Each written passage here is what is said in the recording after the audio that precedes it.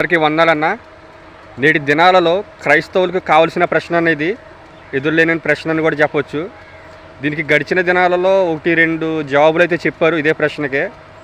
అయితే నా ప్రశ్న ఏంటంటే, ఆదికాండము 6వ అధ్యాయంలో మొదటి 3 వచనాలు చూస్తే దేవుని కుమారులు నరుల కుమార్తెలతో పాపం చేసినట్టు కాపాడుతుందన్న.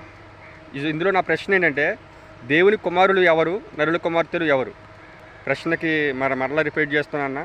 దేవుని కుమారులు ఎవరు, నరుల కుమార్తెలు ఎవరు? అసలు వారితో పాపం ఎందుకు చేశారు దేవుని కుమారులు? ఇదన్న ప్రశ్న. తెలిస్తే కామెంట్ అయితే చేయండి. మన ఛానల్కి ఒక లైక్ అయితే చేయండి. సబ్స్క్రైబ్ అయితే చేసుకోండి అన్న. చాలామంది చూస్తున్నారు, వ్యూస్ అయితే వస్తున్నాయి, కానీ ఎవరు లైక్ చేయట్లేదు, సబ్స్క్రైబ్ అయితే చేయట్లేదు. కొంచెం ఎంకరేజ్ అయితే చేయండి అన్న. మీరు కొంచెం సపోర్ట్ చేయండి మన ఛానల్కి. ఇలాంటి వీడియోలు ఇంకా అనేక మందికి వెళ్ళి దేవుని చేత ఆత్మీయంగా ఎంతో కొంత ఆత్మీయత అయితే పొందుతారన్న.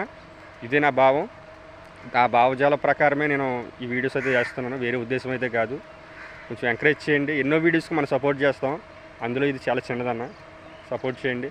దేవుడు మీ అందరిని దీవించి ఆశీర్వదించును గాక. ఆమేన్.